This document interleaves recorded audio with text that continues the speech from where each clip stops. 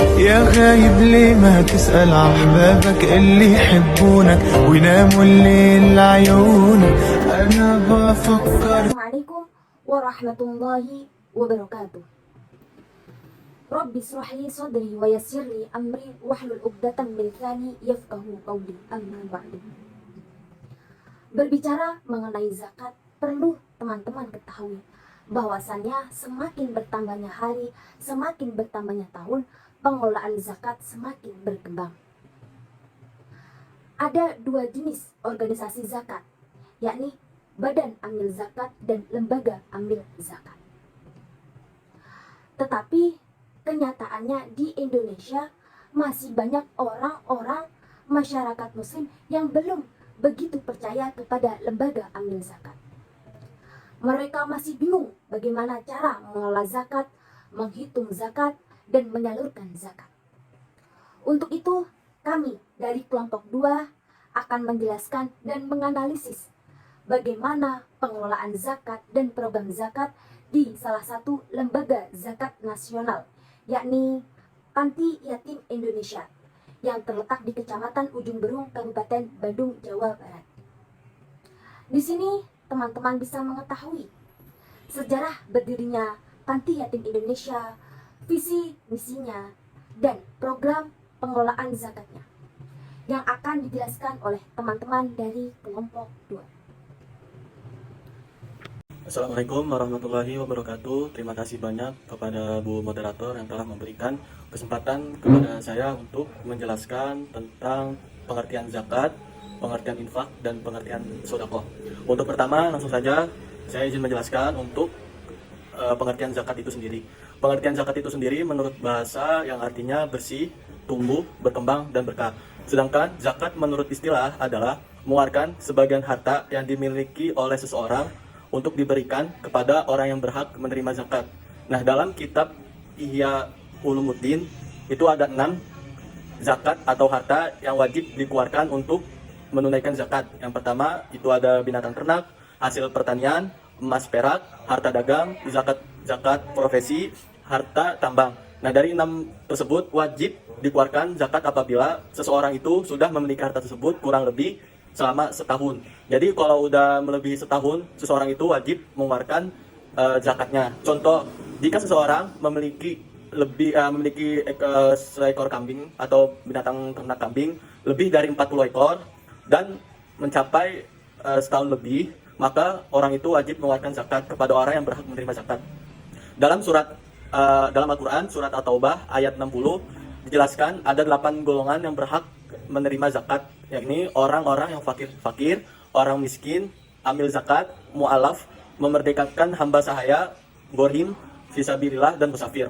Mungkin itu pengertian sedikit tentang zakat. Selanjutnya kita ke pengertian infak. Nah, infak ini berbeda dengan zakat. Apa itu infak? Ini diambil dari bahasa kata anfaqo yang memiliki arti mengeluarkan sesuatu untuk kepentingan sesuatu. Sedangkan menurut istilah adalah mengeluarkan sebagian hartanya untuk kepentingan yang telah diperintahkan Islam. Infak ini lebih jelasnya yaitu mengeluarkan harta sukarela untuk diserahkan kepada yang membutuhkan. Infak tidak ditetapkan bentuk dan waktunya, tetapi infak lebih identik dengan harta atau barang yang berharga. Jika seseorang berinfak, maka kebaikan akan kembali kepada dirinya. Selanjutnya akan menjelaskan tentang sedikit pengertian sedekah. Kita tahu tadi sudah dijelaskan apa itu zakat, apa itu infak. Nah, selanjutnya itu kita akan mengupas sedikit apa itu sedekah. Sedekah itu berasal dari kata bahasa Arab yaitu sodakotun. Sodakoh dapat diartikan dalam kegiatan memberikan sesuatu yang disunahkan. Sedangkan nih menurut istilah sedekah adalah kegiatan memberikan sesuatu tanpa ada takaran karena mengharap ridho Allah Subhanahu wa taala. Kegiatan sedekah bisa dilaksanakan di hari-hari mulia seperti hari raya Idul Fitri, hari raya Idul Adha, hari Jumat, dan hari-hari mulia lainnya. Selain itu, sedekah juga dapat dilaksanakan di tempat-tempat yang mulia, misalnya di Mekah, Madinah, masjid, dan tempat-tempat lainnya. Sedekah dalam bahasa Indonesia memiliki arti yang lebih luas dibandingkan dengan infak dan zakat. Seperti halnya sabda Nabi Muhammad SAW dalam sebuah hadis yang diriwayatkan dari Abu Mas'ud Al-Babri, yang artinya sesungguhnya seseorang muslim itu apabila memberikan sebuah nafkah kepada keluarganya dan dia mengharapkan pahala darinya, maka nafkah itu adalah sebagai sedekah. Mungkin itu sedikit penjelasan dari diri saya pribadi. Apabila ada kata yang kurang enak didengar atau kurang jelas didengar, saya diri pribadi minta maaf yang sebesar-besarnya. Assalamualaikum warahmatullahi wabarakatuh. Oke, untuk pembahasan selanjutnya yaitu mengenai sejarah dari PYI ini. Nah, untuk awal mula berdirinya atau sejarah PYI ini bermula dari kesepakatan beberapa para pedagang yang ada di Pasar Induk Caringin Bandung yang terjadi pada tahun 1998. Nah, dengan hanya bermodalkan kontrakan rumah atau rumah kontrakan yang hanya menampung 4 orang anak yatim, kemudian 4 orang anak yatim ini disekolahkan, yang dimana sebelumnya mereka ini 4 orang anak yatim ini sering tidur dan mencari makan di lingkungan pasar tersebut. Nah, kemudian seiring dengan berjalannya waktu dan bertambahnya anak-anak yatim yang ditampung, kemudian dibuatlah sebuah lembaga formal di tahun 1998, tepatnya yaitu pada tanggal 18 April 1998. Nah, lembaga ini diberi nama Nurul Ummah atau Cahaya Umat. Kemudian lembaga ini disepakati menjadi sebuah panti asuhan di bawah naungan masyarakat Yayasan Al-Fajr. Nah, dalam pelaksanaannya, yayasan ini dibina langsung oleh Dinas Sosial Kota Bandung dan bergabung dalam Forum Komunikasi Lembaga Kesejahteraan Sosial Anak atau LKSA, tepatnya di Kota Bandung. Nah, di tahun 2009, Nurul Ummah berganti nama nih.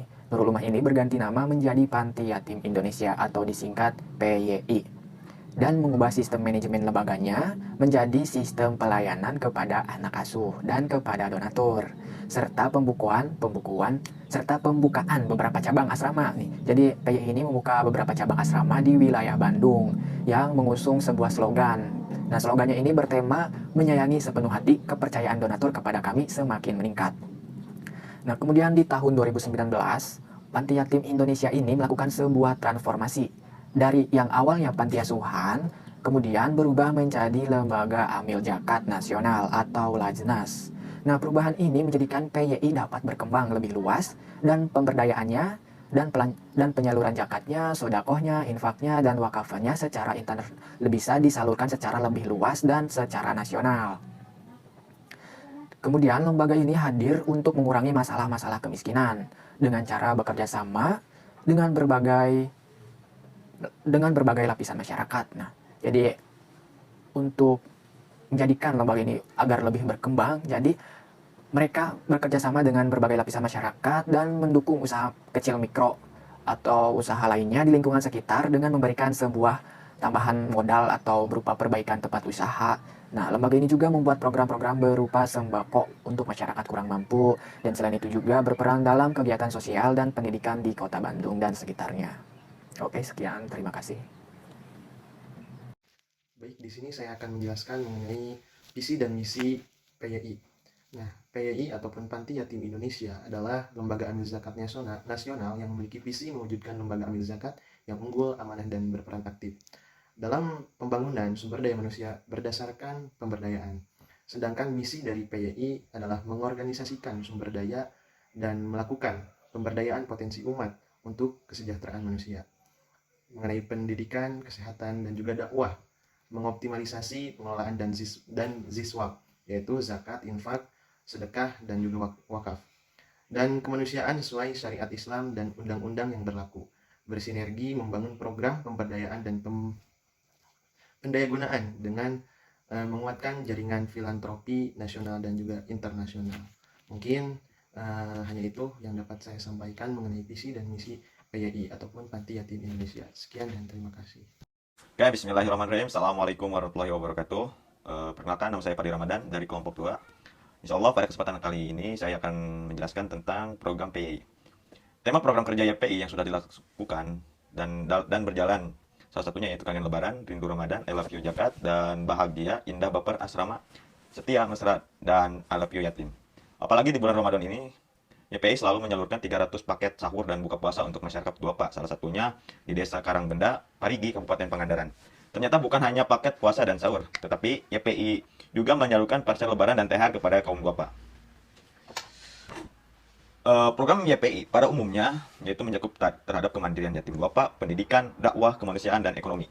Kemandirian yatim dan Duapa ini mencakup bagaimana menyalurkan infak terhadap yatim dan Duapa secara menyeluruh. Pendidikan. Nah, pendidikan ini bisa berupa bantuan terhadap bangunan ataupun dari segi tenaga pengajar yaitu seperti guru dan lain sebagainya, dan juga pemberian buku seperti itu. Nah, dakwah ini, penyaluran dana terhadap dakwah ini terlebih khusus dalam bagaimana ketika kita mendorong suatu program dakwah yang diajukan oleh masyarakat umum atau seorang dai terhadap PYI, itu kita bisa dibantu gitu oleh YPI sendiri. Kemanusiaan. Nah, bergerak kemanusiaan itu lebih kepada bantuan sosial seperti ketika ada bencana banjir atau bencana tsunami, YPI bisa menyalurkan dananya itu terhadap bantuan-bantuan korban bencana alam seperti itu. Tidak hanya korban bencana alam, yaitu seperti kebakaran juga, ataupun krisis moneter jika diperlukan, YPI akan bergerak dalam bidang kemanusiaan sendiri. Ekonomi dan kesehatan. Hadirnya YPI di sini yaitu untuk memutus rantai, salah satu upaya untuk memutus rantai kemiskinan dengan cara menyalurkan infak-infak kepada mereka yang yang membutuhkan. Panti Yatim Indonesia ini adalah lembaga amil zakat, menjadi solusi berbagai masalah masyarakat yang ingin berzakat, yang memiliki keraguan berzakat, yakni menghitung zakat, menjawabkan kepada siapa zakat diberikan. Maka